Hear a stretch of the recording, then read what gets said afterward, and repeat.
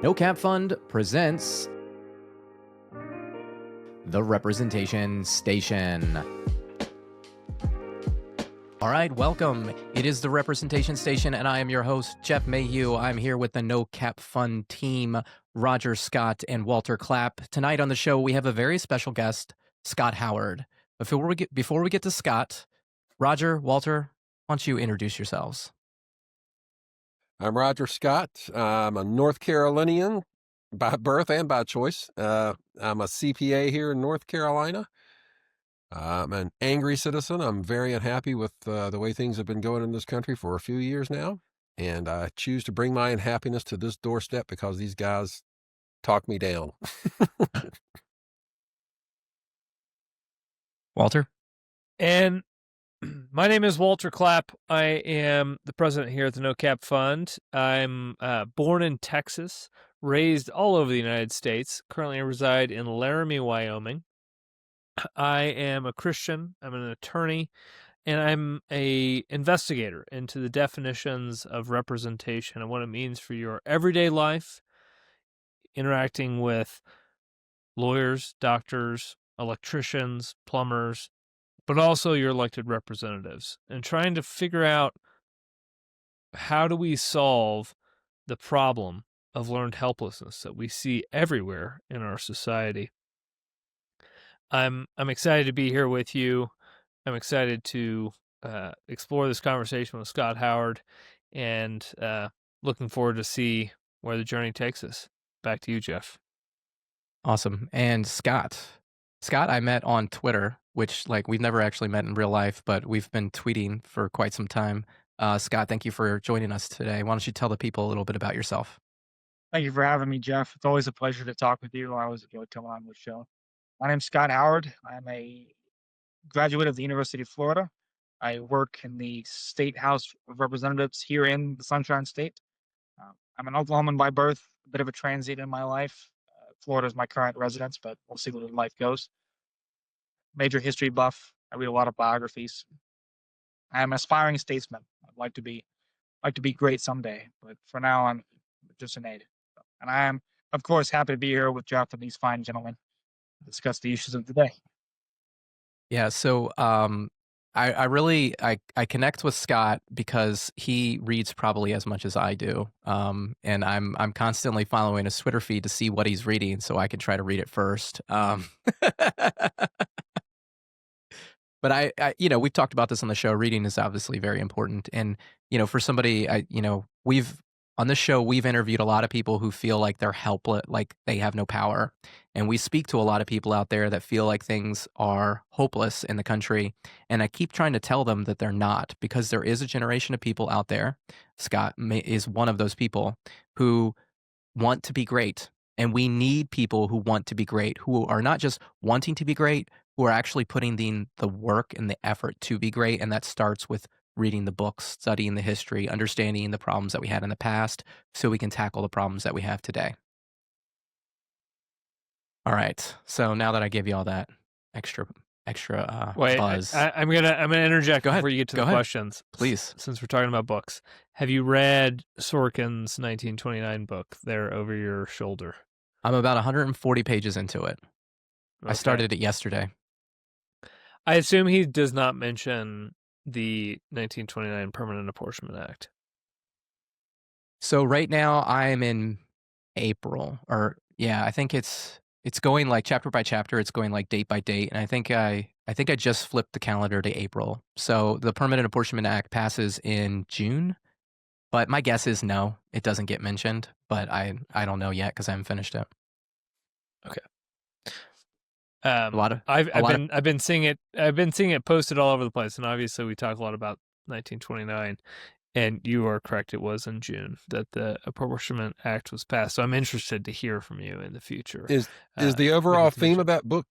Is the overall theme just the crash, the financial turmoil from 1929? Okay. Yeah, it's fairly insightful. It's a lot of stuff I didn't know. And I've read about Hoover's administration and Coolidge's administration, and I was surprised in the biographies that I read how little the stock market crash actually came up. Obviously, like the effects of the stock market crash came up in Hoover's book, but like how it happened I've never really read the story. I know there's another book out there about it, which it was written a while ago that I haven't read, but this is a lot of parallels to today, which is not good. I'm pretty sure there's like 10,000 books on that topic out there. Well, I'm sure I just haven't read them yet, so this is my first one. You'll get there eventually. I have no doubt. Eventually. All right. So let's get into the topic. So like there's a lot of things going on in the world right now. One of the more I don't know, I don't want to say interesting, but maybe worrisome thing is the military action going on in and around Venezuela. President Trump says he doesn't need a formal declaration of war. So my question to you guys is, what should Congress do to reassert its authority and to have the people's voice heard? And as an average citizen, like if you're watching this and you're seeing us strike vessels off the coast of Venezuela, now the administration says that they're bringing drugs into the country. They say they have the authority to do this. That's, I would say, up for grabs. And you're maybe worried that we're getting ready to be in another war. What can a citizen do? So Scott, you're our guest. I'm going to let you lead off with this one. I appreciate that. So I'll begin with what a citizen can do. As I work in government, call your representative. It is truly amazing how few people actually interact with their representatives on a regular basis. Like if you call them or show up at their office and talk to them, somebody will get your response. I remember growing up in South Dakota, I called Dusty Johnson's office because I was annoyed by something he did. And a week later, he called me back on myself. He called me personally and said, "Hey, I got your call. I want to talk to you about this." So I mean, they will answer. As for what Congress can do, there are a number of options. Congress always has the power of the purse, and as unpleasant as it is to use that sometimes, especially in military matters, could use them. I'm reminded in the 1990s, Clinton went to war in the Balkans unilaterally, and Gingrich threatened and then backed down. But he threatened to cut funding for the deployment, which would have been messy. If you cut off funding to the troops, that means they have to get home somehow, and that's a mess. But that does end the fight, and so Congress could do that today if it chose to. Problem is they just lack the will, and they don't want that mess in their hands, but they have the option. So I'll push back. I've called my representative and I've showed up at my representative's office and nobody calls me back or responds to me. Fair enough. It might be that South Dakota nice and dusty. Well, so I well, believe, see, the I thing believe is, the offices, they'll register your complaint. They'll register what you say, but don't expect a response. There's too, especially in this environment, there's too much going on. well, so but the other thing is was Dusty a Republican or a Democrat? I don't know. Republican. And you're a Republican. So my representative is a Democrat. So I think that might have something to do with it too, possibly. I could be wrong. Oh yeah, mine's a Republican. Mine's a Republican, and I did not vote for him. All right, Walter, what do you think?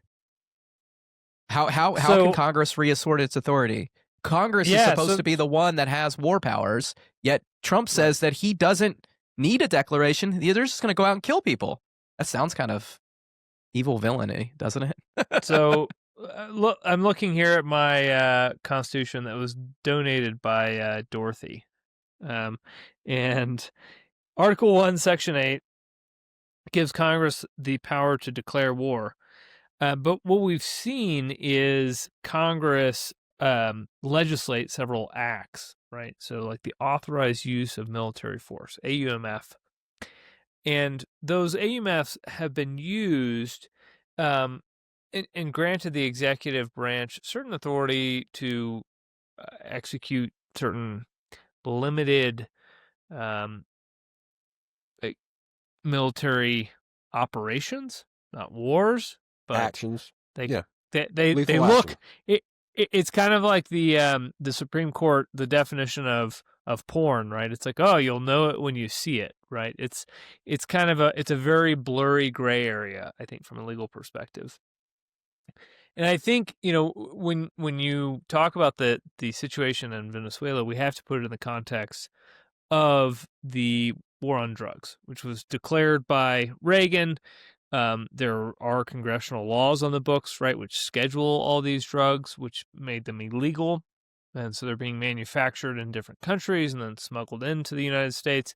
And, they've created, vast empires of people doing illegal activity. I think one of the best arguments against the quote unquote war on drugs is that basically you've enriched an army of people who have now speedboats and submarines and the rest of it to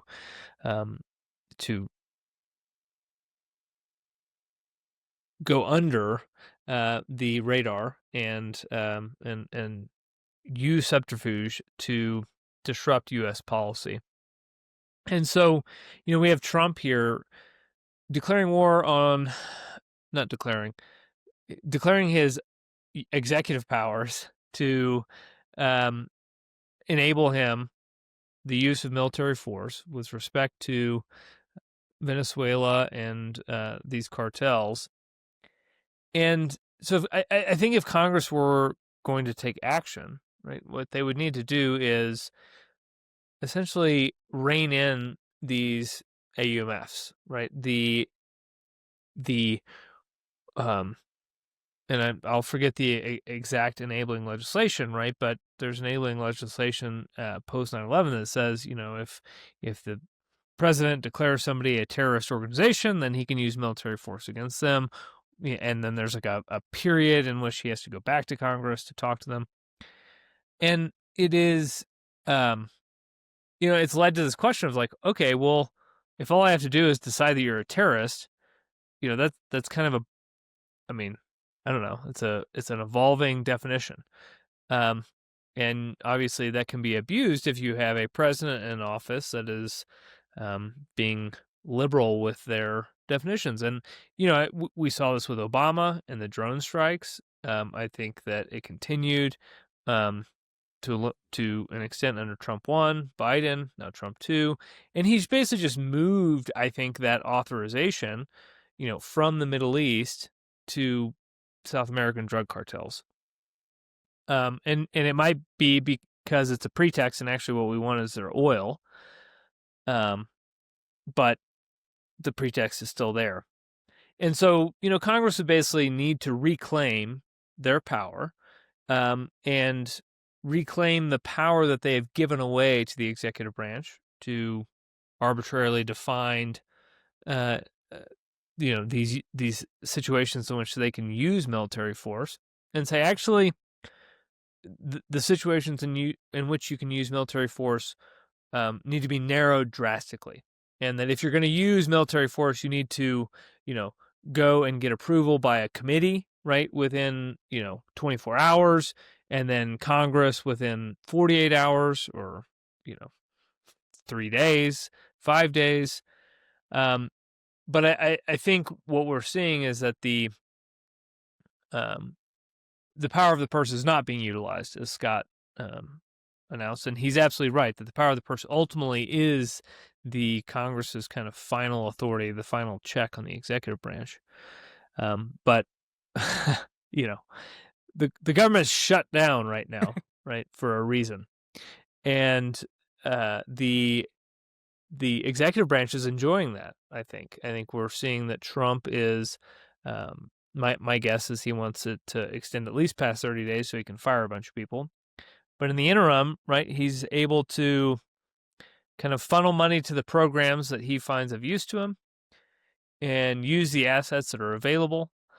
And unless Congress steps up, nothing's going to change. And my frank observation is that things are not going to change in Congress unless we uncap the House. Right, that's why we're here. Because I don't think we have a Congress with a backbone that is capable of taking these powers back from the executive branch to narrow the authorized uses of military force absent an uncapping. So that'd be my take. Yeah, the authorized use of military force, therein lies the problem, in my opinion. Trump is never himself or any in his administration going to come to Congress to lay out the facts and the evidence that they claim they have, right?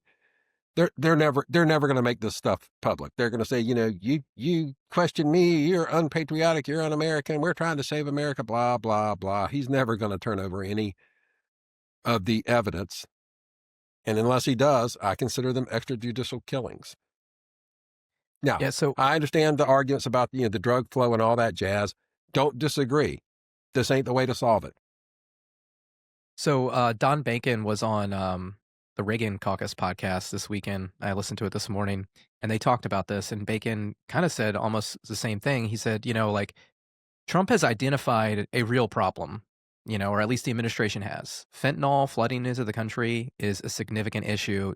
Bacon described, family members that he's had that's died, people all across the state that he knows that have passed away due to, not even like intentional drug overdoses, but like where fentanyl was put into other drugs and they ended up ODing and dying. So like this is a real epidemic in the country. However, he points out that this is the wrong solution. And he says almost similar to what you guys says is like Trump needs to come to Congress and he needs to show the evidence so we can know what he's doing and authorize this. And ultimately I kind of agree with that. I mean, but and I also agree it's not going to happen. It's not going to happen because, as you've pointed out, like the administration and I think Donald Trump in general just kind of likes to throw around his power, his authority, and having somebody else, rubber stamp or agree with him, means that he has somehow less authority.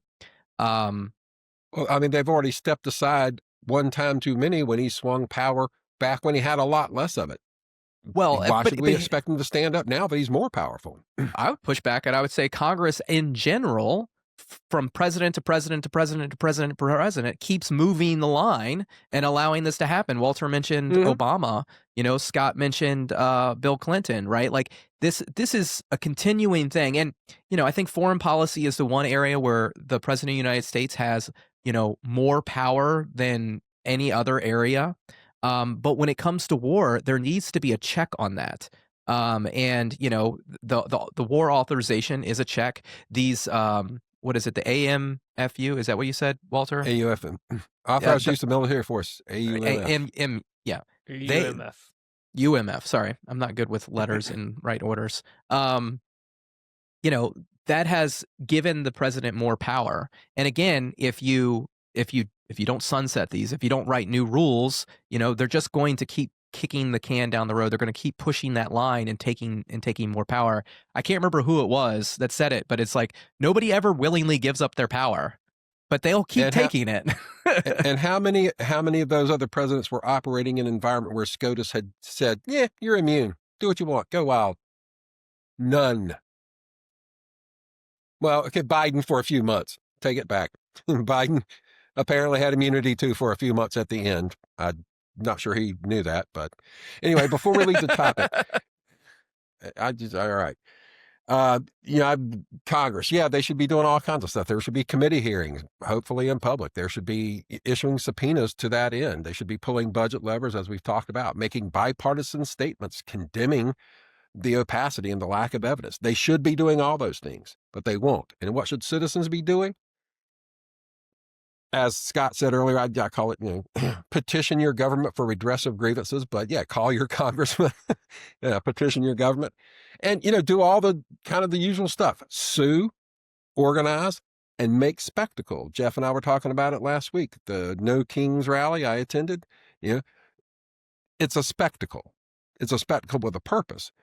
Jeff's position is there's no call to action. There's no endpoint. You've gathered all these people. You need to have a specific thing in mind. And he's not wrong, but the spectacle for a purpose has value on its own. And that's something citizens can and should be doing right now. And they are. Done. I would say that the other thing, or at least Congress, at some point, Congress is going to have to impeach a president because, or they're going to have to impeachment isn't the problem. Conviction is the problem. Well, but they're not actually impeaching them. If they're not getting them convicted, because the House is impeaching and then the Senate is not convicting. And I'm not talking just about, like impeachment is it's a purely political tool, right? But it's a tool to rein in power, and it's never been used appropriately, and it's never been effectively done. And I think that there's lots of things. I mean, I mentioned it on the show a few weeks ago or a month ago about the TikTok thing. Like, he's willingly not enforcing the law, and it's like, if what is the president's job but to execute Congress's will? If there's one thing that Congress has come together on, it was, the TikTok ban, and he's not executing that will, then why not impeach him for doing that? I know I understand the political, ramifications of that. I understand that Republicans are going to do that, but I'm in an ideal world, in a world where Congress checks the executive as opposed to Republicans check Democrats, you would see impeachment used when the president doesn't do his job or abuses his power. And at some point, we're going to get to a point where it's going to be necessary because something awful is going to happen. Scott, what would you say to something like that? I mean, I think you're right. In the long run, a successful impeachment is probably necessary for Congress to really reassert itself. Whether that's needed in this particular case and a moment in time, I'll leave up for debate. But I agree that as an exercise of congressional prerogative, impeachment is the best example of that. And then if Congress ever gets serious now or in the future about reasserting itself as not even co-equal, as the preeminent institution in DC, that would be one way to do it. That'd probably be the best way to do it. Well, here's a question about impeachment, though, because we in this past few sentences we've used the term successful impeachment, and impeachment is not just reserved for use against the president or vice president, right? Other elected officials, SCOTUS justices, right, could be impeached. In my mind, Clarence Thomas is impeachable. If we were to successfully impeach someone who was not the president, someone a little lower than that, do you think that would provide us with any boundaries or momentum or some way to make it successful in other cases going forward if we could get somebody else who wasn't at presidential level? I mean, I don't think that solves this purpose as far as if the executive has too much power. Oh, I yes. don't think and I've wandered off the path for sure. But I mean, like showing that Congress will assert its authority is probably a step in the right direction. I don't necessarily know going after Clarence Thomas is the right decision there. I mean, that was an example. No, I get it. I get it. Example. And something else could happen. There are, like you mentioned, you can impeach other people in government. We have before in the past. I can't remember. Was it Balkan? I can't remember the guy's name, but there was a Scott. Do you happen to know the Belton back in the Grant administration? Belknap. That was Belknap. That's right. Yeah. So he was impeached. And so like it could be done. There was a cabinet member in Harding's administration who was impeached as well, I believe. Oh. I know he was eventually thrown in jail. I think he was impeached and convicted and kicked out of the cabinet. He was the Teapot Down. Yeah. Yeah. But y'all, I mean, the problem is that I think in order for impeachment to be effective, at reasserting Congress's power, the people have to trust the impeachment to be legitimate rather than political. And so, like, at this point, an impeachment by the current Congress would not be viewed as being legitimate. I mean, it's the same thing as the January 6th Commission, right? It's like, okay, yeah, y'all like did some fact finding and you issued a report, but probably 60% of the country doesn't really view it as legitimate. So I don't see that as a something that is actually going to bring back legitimacy and power to Congress, because it's not reasserting trust. Well, so what I would say is in those cases, you didn't have a consensus. And if you were to successfully impeach a president, you would get over 60 votes in the Senate. If you get Congress to agree on it, right, both Republicans and Democrats, I think it builds trust. Okay, if you get people that have been fighting against each other for years to come to an agreement and go, we have to do something about this, then I think that, I see where you're coming from with that, but I think it could be the first step in actually building trust. And then to your point about the Harding administration, I think you're thinking of Albert Fall. It doesn't look like he was impeached though, but he did Okay. go. He's the one that was he was convicted of bribery in, guess what year it was? 29. 1929. Well, but so I mean, I guess I fail to see. You're saying that if Republicans and Democrats could come together and agree on an impeachment, that somehow that would rebuild trust in the institution. And I don't know. I perhaps I'm just more cynical, but they pass a shitty budget, and that does not give me more faith in the budget. Well, I'll make a quick response to that. I'm sure Jeff is hoping to hurry us on to the next question. I think in the short term, you're probably right. Voters are not gonna look at that cynically. In the long term, an act like that where senators view themselves as senators who are jealous of their prerogatives and act in a way that is jealous of their institution, in the long run, I think that'll do a lot. That would do a lot to engender trust in the institution. In the short term, voters are going to read it as a partisan ploy, in the same way they read bipartisan budgets as just a handout to a way to stay in power. In the long run, I think that'll bake into voters' minds that these people are acting in serious fashion. Yeah. And I think there's something to be said for the concurrent majority. Like if you can get a concurrent majority in Congress to agree on something, yes, in the short term, voters are going to be skeptical, but those people are now a majority of Congress are going to go back to their constituents and they're going to pitch this and they're going to explain why this was the right thing to do. And I think overall, like Scott said, that builds trust. And here's the other thing. It builds trust with each other because you're going to get you're going to get more bipartisan effect than you have had in a really long time. And they're going to be more willing now that they've kind of like popped that bubble. Now they're maybe willing to work together going forward. It's like, you know what? We're no longer the president's lackey here. Now we are actual senators governing the United States of America once again. We are actually going to assert our authority and move forward. Once they unite as a body, then I think you can actually start to get things done again. Will the base allow them to do that? I think that the MAGA movement is not just a faction, but it's it truly is. It revolves around President Trump, and so I think if you were to successfully impeach President Trump with the current Congress, you would not win over any of that faction or that movement of people. I think they would die by him, unfortunately. So I respectfully disagree. Fair. I was talking about impeachment in general as somebody has to be impeached going forward. Somebody. somewhere. Oh, okay. Well, okay. Well, I guess if you're not impeaching Trump, maybe. If you're impeaching Trump, I think it's got to be an uncapped house. All right. Let's move on to the next question. All right. So it's very similar to the first question. The president has taken unilateral authority over tariffs.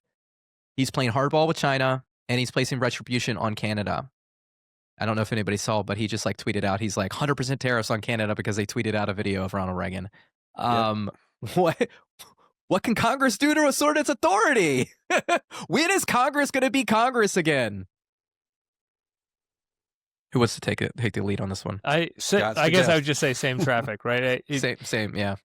Yeah, I mean it's uncap the House, and then you might have a shot at a Congress with a spine who would pass legislation to rein in the executive branch and use its power of the purse to rein in the executive branch. Well, so again, Bacon was on the podcast and they talked about this as well, and his point was, from his perspective as a Republican representative, is this is one position where Donald Trump has been very consistent. He's always been a tariff supporter. He won the election, and a lot of Republicans, even though they disagree with tariffs, are, I think from the way he describes it, willing to let him see this economic plan out. Even though it's putting hardship on, citizens right now, this is his signature economic plan. This is what he wants to do. He won the election. They're going to, I don't think they're willing to play hardball on it yet. They're going to kind of let him play it out. He also points out that the inconsistencies in the tariffs are probably hurting his own plan, but I think that's Donald Trump. He's just inconsistent. So, Scott, what do you think?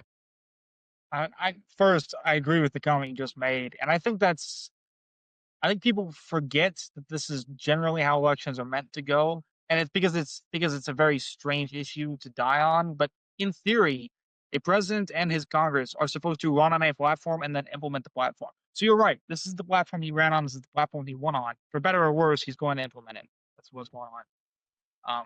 Congress, if it's so decided to end this, does actually have legislation already on the books that allows it to repeal these tariffs. When they granted the president his limited tariff authority, they created a review process by which you could file in the House and the Senate and by a simple majority in the tariffs. Institutionally they have the capacity to do this. Politically, as you noted, they're going to let it play out until voters start making them feel the heat. When my very specific prediction is that when soybean farmers in the Midwest start calling Senator Thune and Senator Grassley and Kim Reynolds and all these Midwestern Republicans saying, "Hey, look, we can't sell any of our beans. We're going to go bankrupt. What are you doing?" That's when you'll start to see movement in Congress. Until then, they're just gonna sit and watch because this is the platform you want on. Yeah, I believe that. I mean, I saw Thune talk about this. They are calling him, and he has mentioned that before. So, and I think the interview that I saw with him said that they are throwing their soybeans in the trash, which is probably not good. Roger, you're muted. Yeah, leaving them on the ground to rot. The soybeans.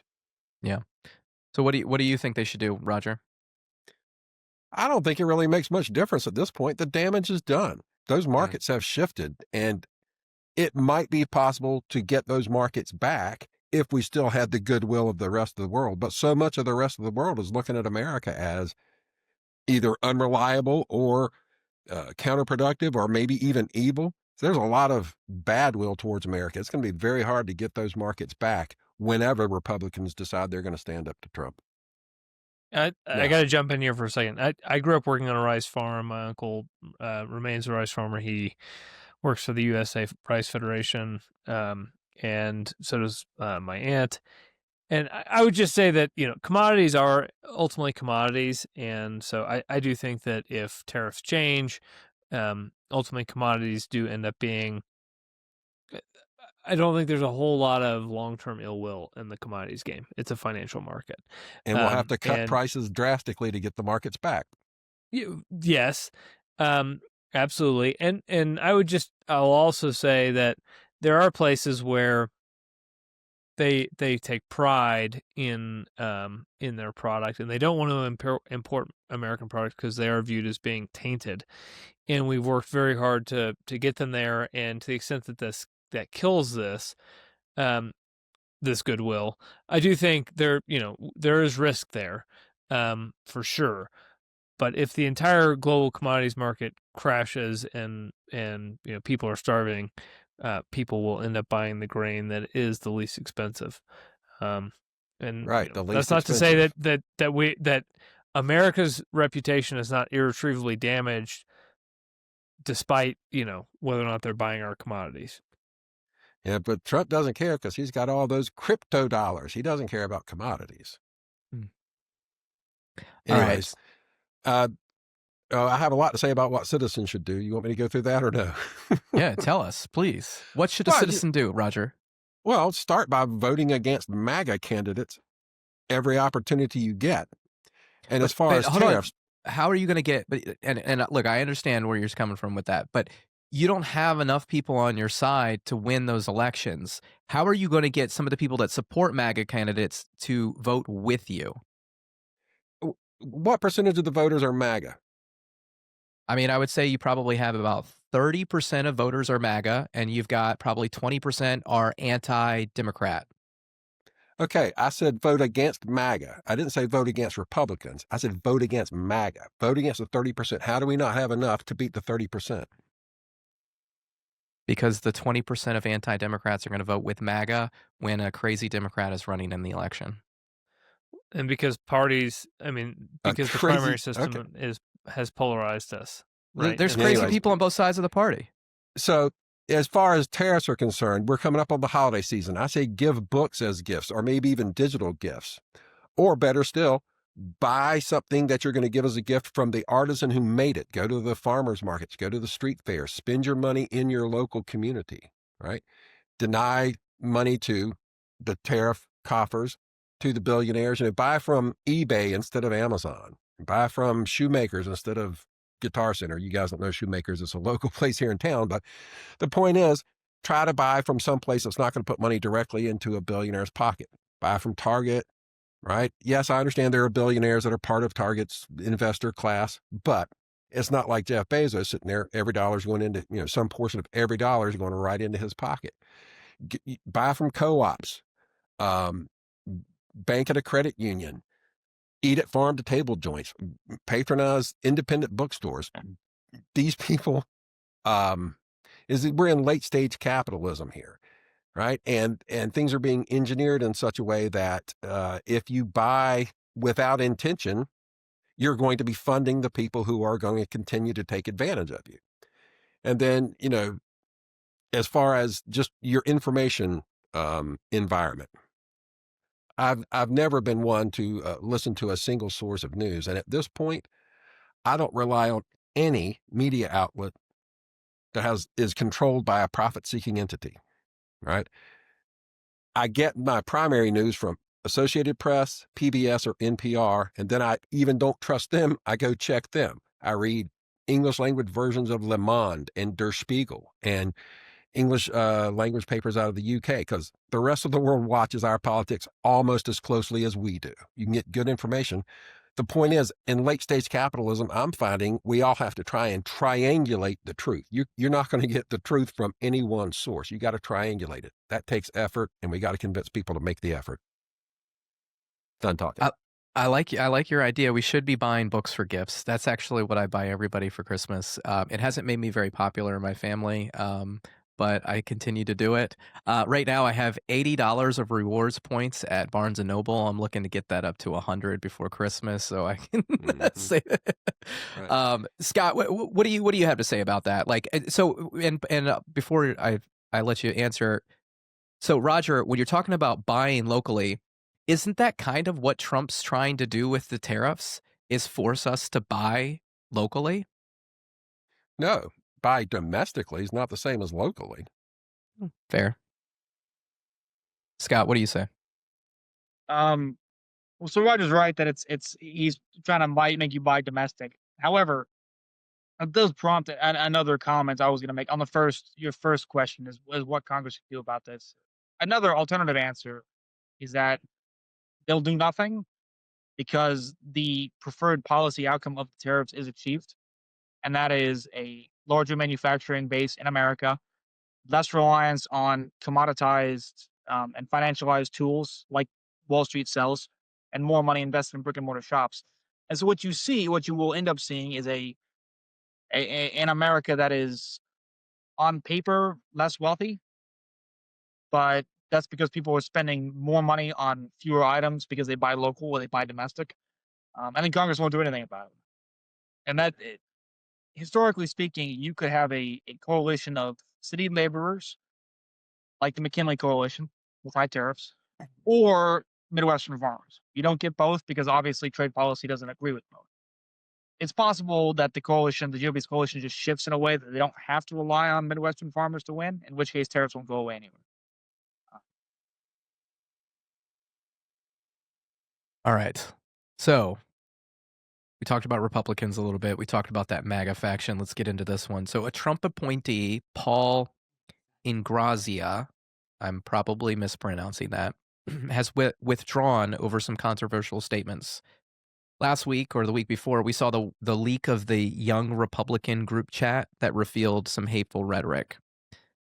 What exactly is going on, and how do we get our country back on track? I could pull up the hateful rhetoric and I could spew a few of the lines out, but I think we've probably all seen them before, so I'll just keep them. They can keep their stuff private. We know that they said things they shouldn't have said, and they're getting appointed to high political positions, and they're having to withdraw, which is frankly an embarrassment for the administration. But I think, we saw this in the Jay Jones thing, with the text. We talked about this on the show last week and the week before as well.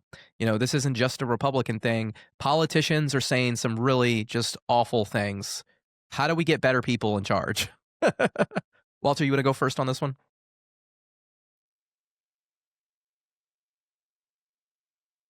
Sure. I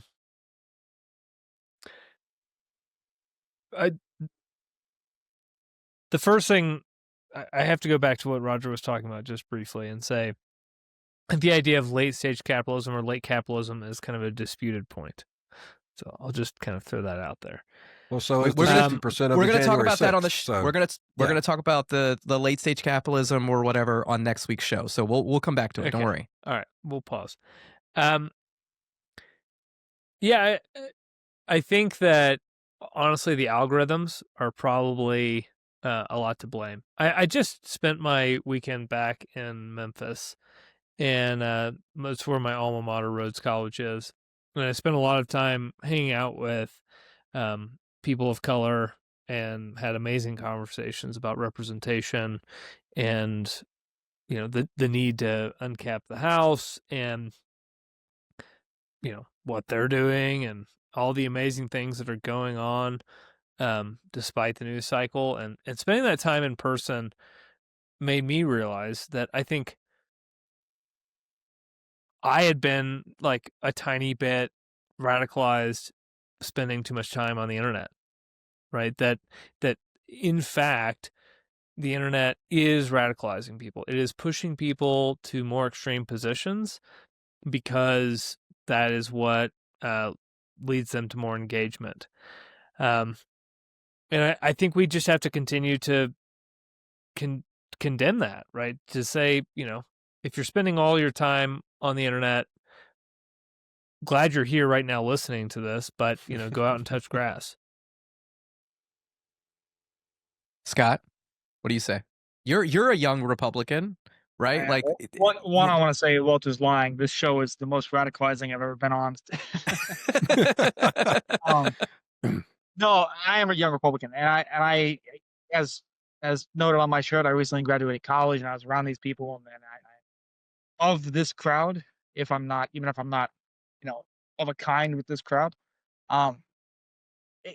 yes, the internet is a large part to blame. It is an inherently radicalizing institution. It is it is the last frontier for mankind. And like any frontier, if you throw individuals out there with no guidance, no training, they're going to come back half savage beasts because you adopt the characteristics of the frontier you're part of. It happened in American history. It happened in British history. It happened everywhere there's a frontier.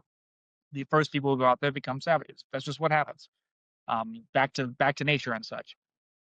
Another part is that you see the collapse of the post World War II consensus on politeness for politeness sake. Right? People are nice for the sake of being nice in a desire to pursue a broad based consensus. And with the collapse of that consensus and the collapse of that desire to be nice, you see people who are rushing to the edges of the Overton window just because. The third reason is that young people naturally rebel. It's true since time immemorial. And in politics or in language, the way to rebel is to say edgy things. So you see particularly young men on the right pushing the Overton window as far as they can. Make jokes, to sound edgy, to make waves. And over time, if you say something enough, you start to believe it. So now you get young men radicalizing themselves because they make the same joke over and over again. And at some point, it stops being a joke. Right? At some point, Hitler was a good dude, stops being an edgy thing to say, and starts being, oh, maybe he was a good dude. For you are, as an individual, you are going to self-rationalize whatever you say. And if you say heinous things long enough, you start to believe them. Roger? Well, I'm not on the inside of this one. I mean, I have thoughts, but yeah, I put it down to basically just a lack of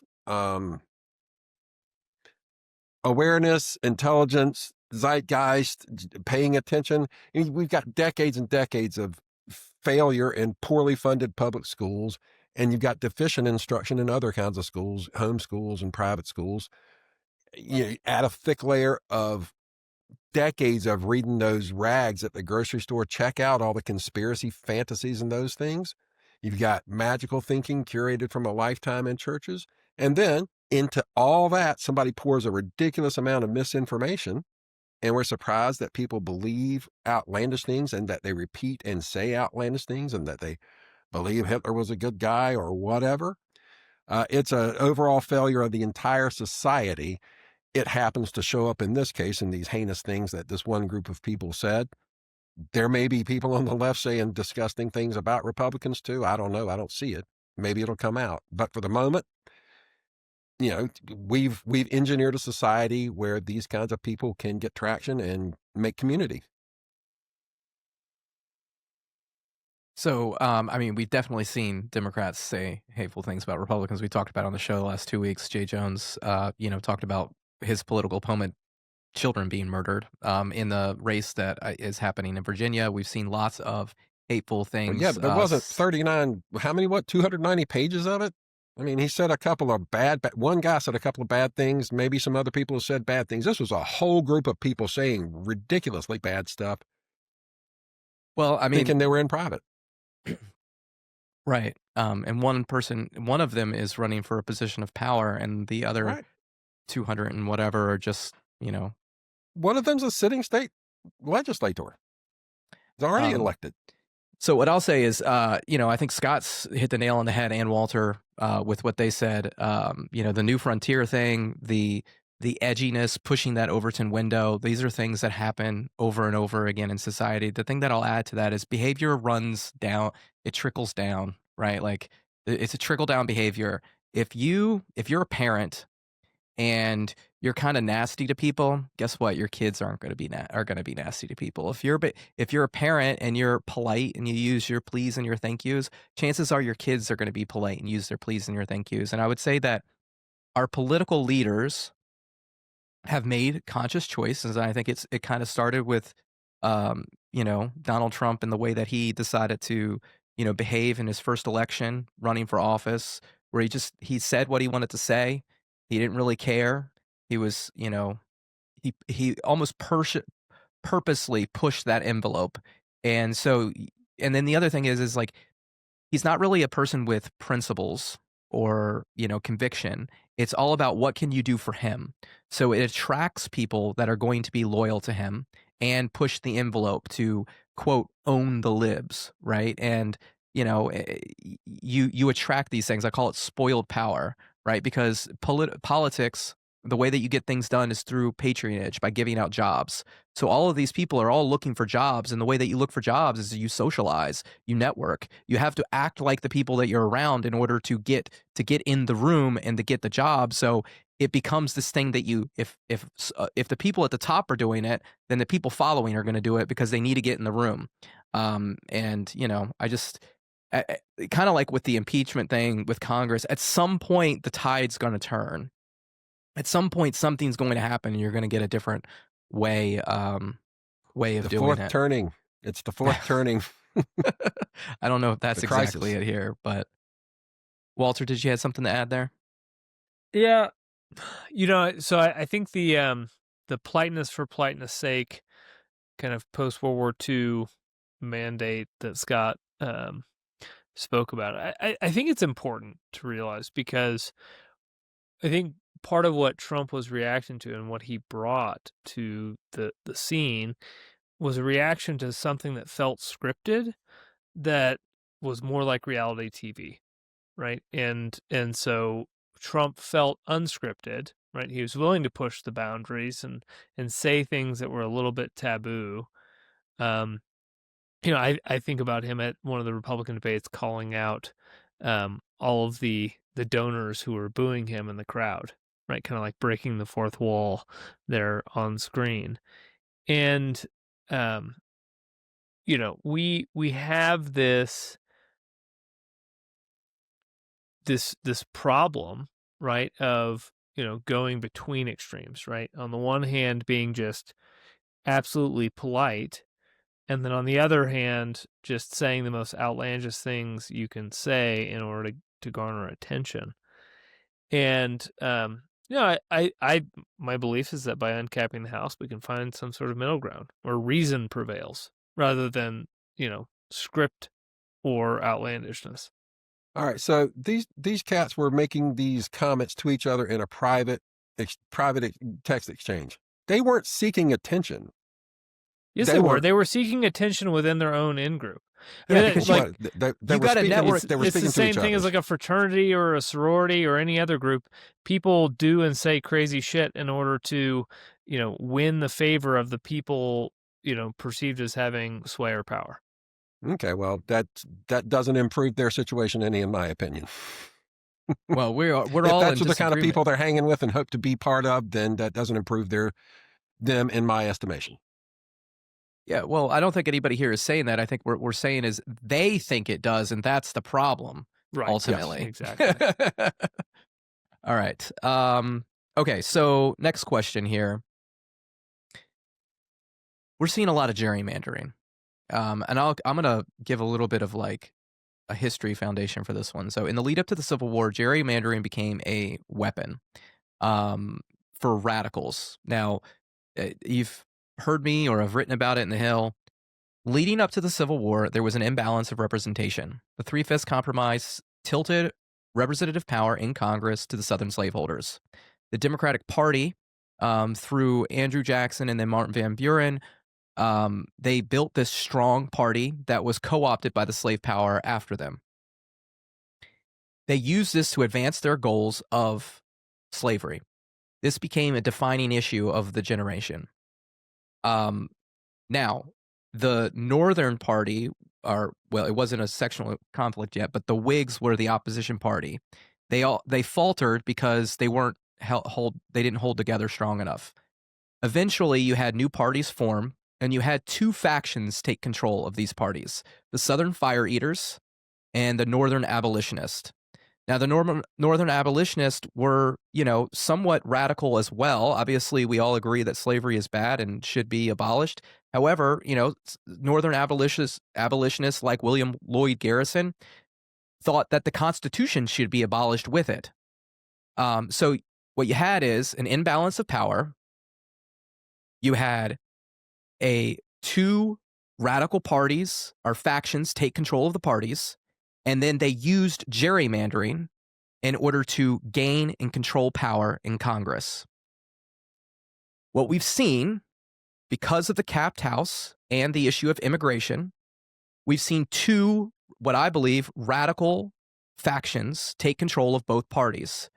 First, it was the progressive, I don't know first, but you've got the Tea Party / MAGA movement that's taken control of the Republican Party.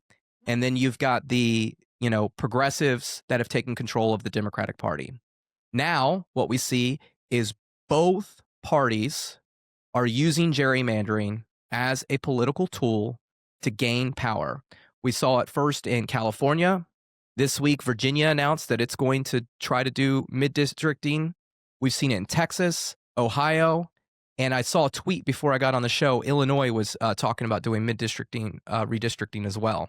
California was not first. Texas was first, per Trump's request. Okay. Texas, California, Ohio, all of the states are redistricting. Texas started it. California only did it in response to Texas. They were explicit about it. That Gavin Newsom spent millions of dollars on a campaign to explain to people that we're only doing this because Texas is doing it. In fact, I think they have language in there that if Texas is unsuccessful, then their movement won't work.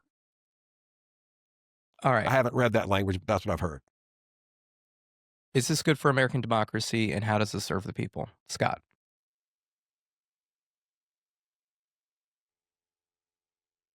No, I don't think it's great for American democracy. Not because I think gerrymandering is inherently wrong. Obviously, there are levels to it that become wrong, but these are the rules of the game. But you have to play the rules of the game as everybody understands them. It is important for democracy on a metaphysical level that the rules are stable. We don't change them suddenly. And when you decide randomly to redistrict mid-decade rather than every 10 years, as is the accepted custom, you have destabilized the game, right? Beyond that, now maybe it stabilizes until we redistrict every 5 years instead of 10. Unlikely, but that could be the chance. Problem is, you have now set the precedent that whenever state houses flip, you can redistrict at a whim and ad nauseum, and that's not good for voters' year over year projections on whether the system works. Right, you need stability in the system for it to function. Uh, the people who are currently redistricting are doing so from a position that they think they'll be in power forever, which simply isn't true. The last comment on it I'll say is that turnabout is fair play. So if you're in a state where that's redistricting mid-decade, don't be surprised when other states do it, or don't be surprised when you lose power in 5, 10, 15 years and your opponents do it as soon as they retake the House. And here's a point to follow up on that, because in North Carolina, where I am, this is the third time we've redistricted in this decade. Originally, the GOP-controlled General Assembly tried to pass a map, and the state Supreme Court said, no, that's not acceptable, go back. And so they came back with a fairer map. A year later, after elections, the Supreme Court, now the majority flipped to the Republicans. So the Supreme Court overturned their own precedent from the year before so that the General Assembly could pass a more unfavorable, more gerrymandered map. And now they're taking it again and doing an even more unfavorable map. So it's not only a question of the stability of the game in terms of the legislatures, the state Supreme Courts are getting involved, at least in North Carolina in this case, and creating more instability.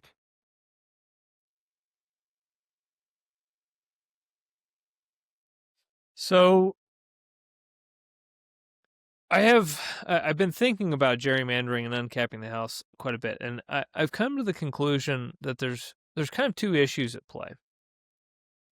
One is if you drastically increase the number of the size of the House, you make the district smaller, and so what it does is it makes it visually more difficult to draw a gerrymandered district that doesn't look ridiculous.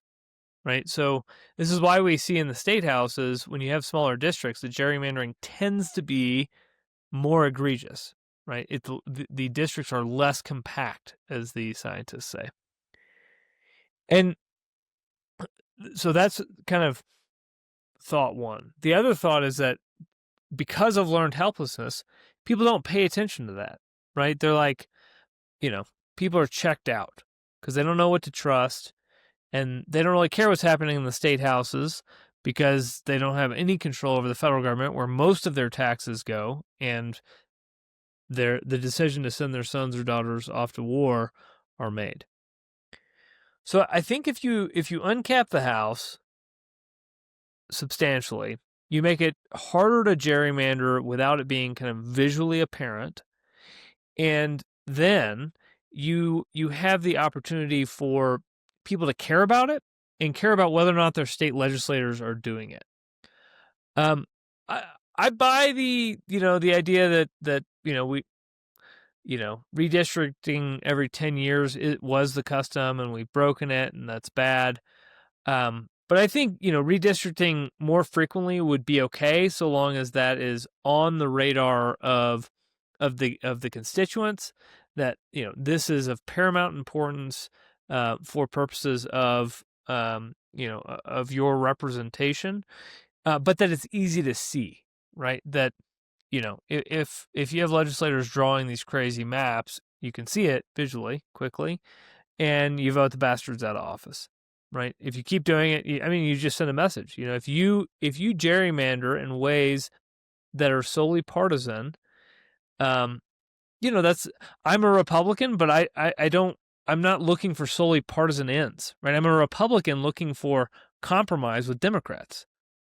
And I think, that was the objective. It should be the objective, that there is power in compromise.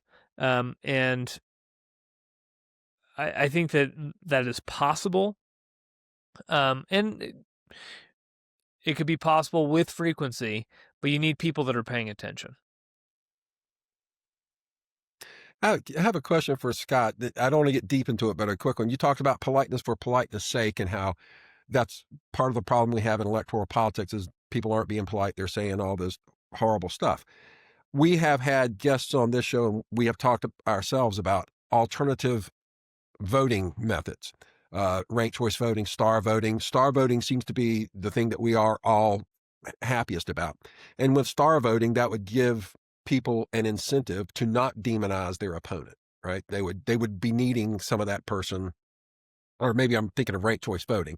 But the point is, we can engineer systems in which candidates don't demonize their opponent because they may need that opponent's supporters, to some of them, to come over and help that person get over the line. Do you think that would improve the lack of politeness in our society? Something like that? I think it might. And I'm going to clarify that comment. I'm not actually convinced the end of the politeness for politeness sake consensus was a bad thing. Because what in theory replaced it was a profound desire and search for truth, as opposed to being polite and offsetting some of those burning questions. The problem is not that we got rid of that, although we should be more civil with each other. The Mhm. problem is that a search for truth is not what replaced that consensus, right? It was just anything is up for grabs now. So what you didn't, we should have seen is a much more grounded desire for truth and an ability to ask those deeper questions about who the nation is going to be and how we're going to govern ourselves in a civil way. We didn't get that. Mm. So new voting systems could be one way to do that. I'm not convinced we need a new system. I think the problem is much deeper. The problem lies in the hearts of men, and a new system isn't going to fix that completely. Although it might help. I'm open to discussion on that. Okay, But thanks. reviving a culture of civic mindedness is paramount.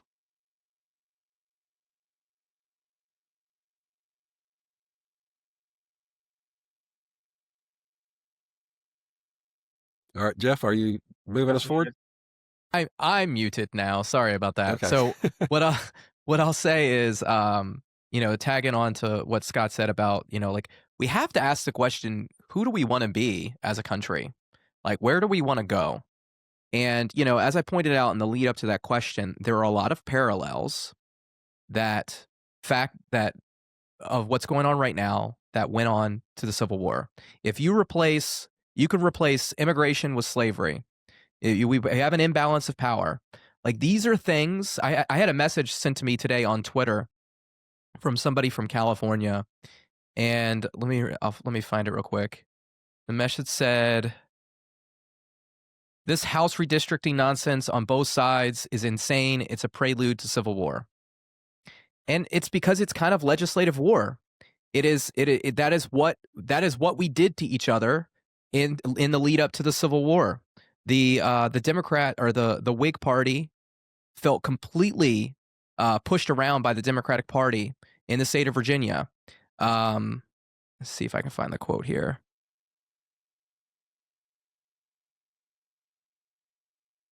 Sorry, I lost it. I had it pulled up so I could have it on the show. But it was a great quote from the paper leading up to the Civil War.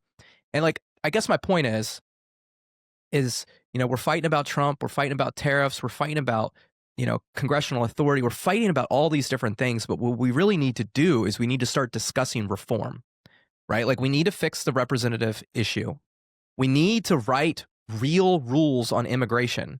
Like, we need real immigration reform. We haven't had serious immigration reform. I think But didn't we do that? Didn't James Lankford lead a group that wrote serious immigration reform, and Trump said, nope, we're not going to do it. We did it. We tried it. He stopped them. So, but it didn't happen though. Like, we don't Agreed. actually have it. So, like, we still need to do that thing, right? Like, we've got to fix the representative issue. People need to be able to speak their representative. They need to have a voice in government again. And we need to be able to solve a lot of these problems. And we're only going to do it if we fix these issues. And we got to stop, with the name calling and the fighting and the standing on our principles and the spectacles. Like, the spectacles are like part of the problem. Trump is a spectacle. a protest is a spectacle. If you're going to have a protest, you're not going to have an ends to your mean, then it's just a spectacle. And a spectacle is just another thing that the other side can use against you. Like, we need to be serious. Like, we have to be serious about these issues. And I just, there are serious problems going on in the world, and we're just ignoring them. All right, we need to get the rest of our questions. We're already after 9 o'clock. All right. This is energizing. Last week, President Trump pardoned George Santos. Everybody knows who he is, right? This week, he pardoned Binance founder Changpeng Zhao. Probably mispronouncing that. I apologize. These pardons follow many other congressional controversial pardons, including those who stormed the Capitol on January 6th. Is he abusing his power, and what, if anything, could Congress do about it? Scott? So to the first question, yes, I think this is an abuse of the pardon power. I don't think it's that substantively different than most presidents' abuse of the pardon power. That is the one power that presidents are indeed entrusted with unilaterally and unlimited. Every other power is constrained by something, whether a need for Congress to act to support it or the bounds of the Constitution. Pardoning is unlimited. As to what Congress can do about it, there isn't much. Congress could punish him in theory, restricting funding to some of his projects or whatever. But as I said, pardoning is an unlimited power. You would have to amend the Constitution to fix it. I'm also not convinced that, as far as abused powers go, pardoning is the worst. Right? Less people in jail isn't great. Criminals should go to jail for the crimes they've committed. On net, fewer people in prison is a lesser evil compared to some of the other powers he could be abusing. So that is one area where I suggest we just wait out the current president, because the next guy will probably be less. Now, if this becomes a pattern of president after president going beyond the usual circumstances, like Biden pardoned his son, which is an abuse, but it's an expected abuse. Right? Every president in the last week of office pardons hundreds of criminals because they were convicted of some crime the president doesn't think should be a crime. Right? Clinton pardoned drug users, Bush pardoned certain people, Obama pardoned drug users. Mark Rich, Clinton pardoned Mark Rich. It's an abuse, but it's an abuse that the system can live with because it's not permanently damaging to our institutions. So as far as Trump goes, I would just wait it out. Now, it could get really bad, and we could need to amend it and I've seen proposed amendments for the pardon power, but as of right now, sitting on our hands and doing nothing is probably the best bet. Walter? So the reason that the pardon power is somewhat unlimited is because the prosecutorial power is also somewhat unlimited, right? So the Department of Justice has unlimited discretion, and they have prosecutorial immunity for the decisions that they make with respect to who they might indict and prosecute. So, a cop can see two people jaywalk and catch one and prosecute them and let the other one go. That power, that discretion is unlimited. And so I think that's why you see an unlimited pardon power, because you're basically saying, okay, you have an unlimited power to prosecute people. You also have an unlimited power to pardon those people, even from prior administrations, because maybe they got it wrong and the judicial court got it wrong. You also see this in the courts and equity. So equitable powers of courts, they trace their roots all the way back to the kingly courts in the United Kingdom.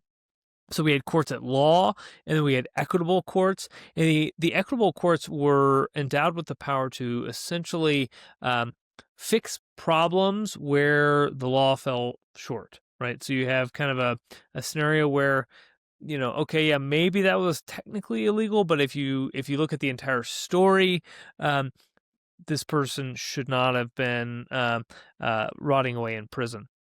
And so, I would just say every pardon is controversial, and every pardon is an abuse of some power, just like every decision to prosecute a person is an abuse or use of that power. And I certainly don't think that these particular pardons are any worse than Biden before charges had been brought, pardoning a whole host of people. And it does require a constitutional amendment. So if we want to do that, we would want to have an uncapped House first before we were to propose any amendments or have a convention of the states where the Congress is calling for a convention of the states. We want a body that we can trust to actually amend that power in a way that is rational, reasonable, and not going to do some injustice to the institutions. Yeah, but is prosecutorial power really unlimited? I recall some prosecutions that had been started against Donald Trump that were not allowed to go forward. Is prosecutorial power really unlimited in America in the same way that pardons are? I say no. I would say that so long as the prosecutor is acting within their discretion is unlimited. Okay, I'll accept that. I mean, I kind of agree. I mean, I think the reason I put this question is it's more to the behavior thing. Is I think there's a pattern of the people that Trump is pardoning is it's corruption. It's like Yep. people that are doing corruption are getting pardoned, and it's signaling to other people that it's okay to be corrupt. And Yep. just to play the devil's advocate, I think what Trump would say is everyone playing this game is corrupt, and only certain people are targeted for political ends. And so I'm gonna, do some justice by setting these particular corrupt people free and targeting these other corrupt people. I was I'm that I, no, I was I'm not taking a view on that, but I just think that's probably the analysis that is going through his brain. No, I agree. That's exactly what I was about to say. Is that I agree. That's exactly what, everything's corrupt, so nothing's corrupt. I'm going to rub it in your face. Yeah, but And these others haven't been convicted, and the people who were pardoned have been convicted. They were indicted by a grand jury, convicted in a court of law. Right. That's my piece. I'll just have to remind you of all of that. That's all true. My last comment on this matter, because we live in a democratic system, where the chief executive, like the chief prosecutor, changes every 4 to 8 years. The ultimate decision, the ultimate discretion lies in the hands of the president, and therefore the people who elected him. So yes, these pardons are probably corrupt, and yes, you are correct, Roger, that the prosecutions against Trump went away as soon as he became president. But that is because in 2024, the American people looked to the choices and said, all else being equal, I would rather Trump in office, these flaws and all, than the alternative. Well, the So prosecutions were stopped before the election, though. Some effectively stopped before the election, so not all of the evidence came out before the election. Okay, done pushing back.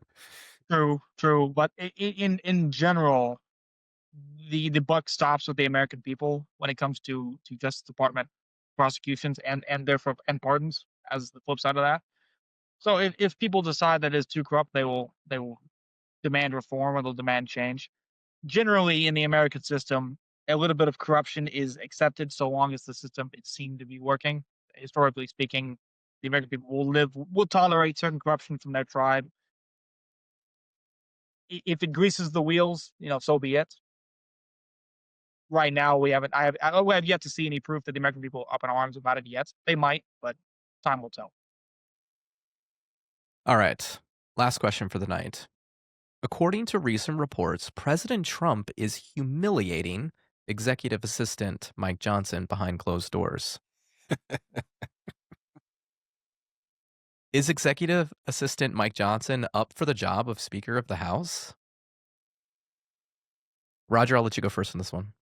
No, he was never up for the job. That's probably the reason he got the job. It's probably the reason they could agree on him.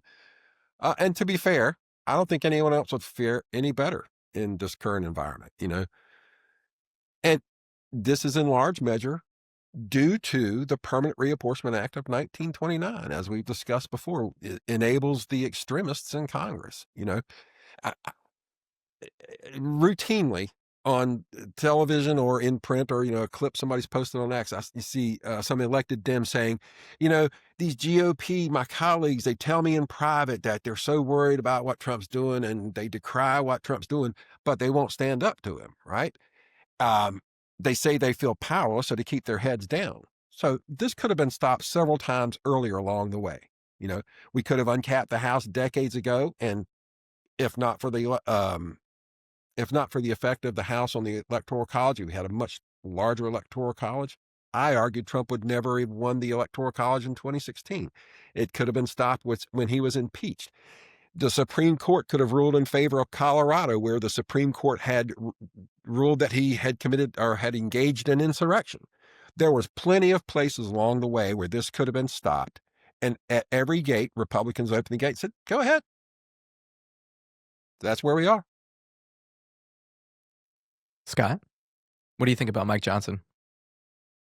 Truthfully, within the bounds of what is expected of a speaker nowadays, I think he's doing an okay job. Now, those bounds, that limit is pretty low, right? Compared to McCarthy, right? When the judgment was don't get kicked out of office 6 weeks in and failed, Yeah. then he's doing pretty well. But as you have all mentioned many times in this show, and as I will mention now, the long-term solution to this is to uncap the House. You have to make the House big enough that majorities are functional. Right now, the House is permanently a coin flip between whose party controls it, which means literally 3 or 4 members dominate the House and who is Speaker, which is not how the system was meant to work. Whether the Speaker is supposed to have power is a different question, but as it is, he does have power, which means you have to have a majority that can function, which means you need more members in the House so that the elected majorities are functional. You need a large enough House that your majority can function. You have enough Speaker votes to function properly, and to be large enough that the people who rise up to be Speaker want the power to be Speaker, and in wanting the power, want the body to function. So you have to get ambitious people to the top. As it is, that's not how it works, because the Speaker is held captive by 3 members. And we being a Republican Speaker in the United States of America is the worst job in America. Historically, we haven't had a good Republican Speaker in 100 years.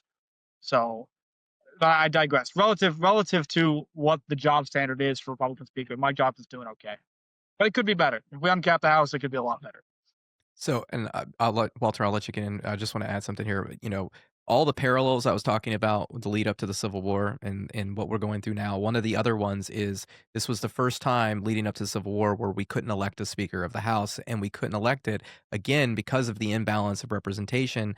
Small factions were able to control and stalemate the election, which is essentially what you get in the House now. That's why we had, how many? I can't remember how many votes it took to get McCarthy like 6 in or there. 7. And so again, the problem is persisting. Like, we need to address the real problem, and that is we need to uncap the House. Walter, go ahead. Yeah, I think probably Mike Johnson as an individual is not terrible. He's playing the hand that he's been dealt, and I would have played it differently, obviously, but he's chosen to play it, and he is certainly playing the game. And my view would, I think, be akin to Yuval Levin's, which is, one of the top reasons to uncap the House, even a small uncap, even if you only brought in, 150 new members, you're very likely to get a very robust rules change, such that the Speaker of the House would have much less power over the House, and I think that would be a good thing, so that the House Speaker, frankly, is doing more of a job of herding cats and committees to get floor votes as prescribed by the rules, rather than manipulating the rules to serve the executive branch. And we certainly, our founders thought that the legislative branch would be the most powerful branch, and that they would be kind of potentially usurping the power of the executive. And that was one of the reasons for the creation of the judiciary, right? Is to help balance that potential imbalance between the two. And I think we see the opposite. And that's why we've seen Supreme Court decisions that are, pushing more and more power back into to the Congress. But we need a strong speaker. We need a stronger speaker, or we need, Mike Johnson to have a revelation, right? That he does have the power to frankly course correct and change things in a very substantive way to not only uncap the House, but redirect the power of Congress as a balancing act with the executive branch rather than as a servant of the executive branch. Yeah, I think. I mean, I understand what you I guys just are. want to say, I love the Yuval Levin comments. Yuval Levin is, if we were to have a philosopher king, he would have my vote. So We should elect Yuval Levin as Speaker of the House. That's what we should do. he would be. Yeah, it doesn't have to be a member of the House, right? It can just be anyone. Can be anybody. Yeah. I say that every 2 years when we have a speaker election, and nobody has voted for me yet. So, But and when those my argument is when the speaker vote gets stalemated, that's the time you can elect somebody that's not in the House. I wrote an article for Newsweek about how Justin Amash should be elected Speaker of the House back when the first stalemate happened. I would much rather have Yuval Levin in that position because I just think he's better qualified. Not that Amash isn't a smart guy, but there's politics there. Yuval's kind of outside of the political, not completely outside the political realm, but you know what I mean, not an actual politician. But to the Mike Johnson thing, like I get what you're saying. He's playing the hand that he's dealt. And I want to go back to what Scott said at the beginning, which is he wants to be great. And it's very clear that Mike Johnson doesn't want to be great. Because if he did want to be great, he would take that concentrated amount of power that he has, and he would walk into the Democratic offices of Jared Golden and Maria Gluesenkamp Perez, who have a subcommittee on electoral reform that specifically is talking about uncapping the House. He would, I think Sean Casten as one that supported it, he would rally together Democrats and Republicans together, and he would start a reform movement. He would start to rein in executive's authority by empowering Congress to be a legislative, deliberative body again, specifically the House of Representatives, obviously. But he is, like most politicians, he is playing the game of winning the next election, keeping his party happy, and making sure he has a paycheck in donors. That is not trying to be great. And that's not really what the country needs right now. And because he's doing that, Trump is able to push him around. And, he does kind of look weak. So, we'll see what happens in the long term. But, I haven't been a fan. And, I have my little joke, my running joke that he's executive assistant. But, I think any Speaker of the House at this point, if they're not going to start to reform and take back power into the House, then they are an executive assistant and nothing more. Yeah. No, I agree. I think that your joke is well placed, and it's a serious problem, and it is going to take a bully, right, in the job of the speaker if they want to take that power back. I think is probably what we're looking for in the next speaker. So I actually don't know if Yuval Levin is the feckless bully that I might choose, but he might have an idea of who would be the right pick. That's an interesting point. I mean, look, I don't really know Yuval. I've met him, but I don't really know him. I don't know if he has that type of temperament, but I do know that he has the intellect. He has the ideas, right? I think at that point, you just have to hire the right staff. You don't have to be the bully. Hire the bullies on your staff that you can, but the nice whip. bullies. The whip. You need the whip, hire Scott. Scott, will you be the bully? I certainly could try. I'd love to be House Speaker someday. It looks so much fun to be a Republican Speaker of the House since Newt Gingrich took over. I want to try my hand at it. Looks like a great time. All right. Well, that is it for our questions tonight. I appreciate you guys. I'm going to go around the horn here. Final words, comments. I'll start with Roger. Oh, start with me. I'll fall back on some of my old favorite hits. The last time the U.S. House was expanded, Buffalo Bill's Wild West show was still touring the world. I don't know Done. what Buffalo Bill is. Buffalo Oh, Bill's come on. Wild West show? Please. I mean, I've heard of it, but I don't actually know what it is. I don't think I've ever seen it. Or Annie Oakley, the sharpshooter, the Wild West show, General Custer, all that jazz. sounds They familiar. made movies about this. I don't think I've There's seen an any of them.